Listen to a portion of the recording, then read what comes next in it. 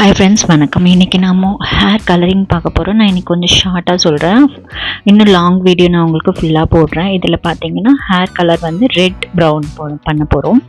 ஆக்சுவலாக ப்ரௌன் வந்து கொஞ்சம் ரெட்டிஷாக இருக்கும். இதுக்கு வந்து ஸ்ட்ரீக்ஸில் வந்து 5.66 அது எடுத்திருக்கேன். அண்ட் டெவலப்பர் பார்த்தீங்கன்னா 20 வால்யூம். நான் வந்து உங்களுக்கு ஃபுல்லாக டுட்டோரியல் வந்து இன்னொரு வீடியோவில் போடுறேன் இதில். ஏன்னா இந்த வீடியோ எடுக்கும் போது கரண்ட் போயிடுச்சு. ஸோ சரியாக எங்களால் வீடியோஸ் வந்து கரெக்டாக கொடுக்க முடியல. பட் நிறைய பேர் கேட்டிருந்ததால நான் இந்த ஹேர் கலர் வந்து இப்போ குயிக்காக ஒரு வீடியோஸ் போடுறேன். ஸோ இது ரெண்டையும் மிக்ஸ் பண்ணிக்கிறோம். அதுக்கப்புறம் இந்த ஸ்டிக் வந்து ஜஸ்ட்டு வந்து ஒரு 4 ஸ்டிக்ஸ் தான் பண்ணியிருக்கோம். அதாவது பேக்கில் 2, ரேடியல் செக்ஷனில் 2 அப்படின்னு சொல்லி.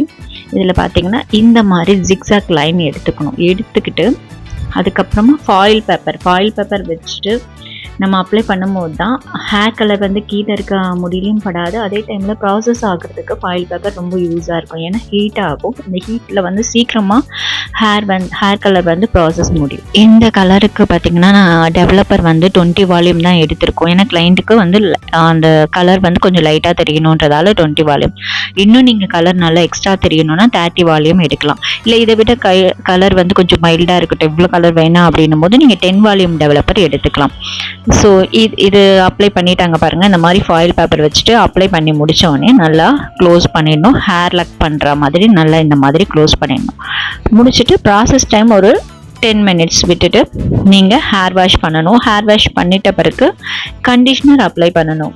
ஹேர் வாஷ் பார்த்திங்கன்னா ப்ளைன் ஹேர் வாஷ் தான் பண்ணணும். கண்டிஷ்னர் அப்ளை பண்ணிவிட்டு ட்ரை கொடுத்துட்டு செட் பண்ணிங்கன்னா இந்த மாதிரி ரிசல்ட் வரும்.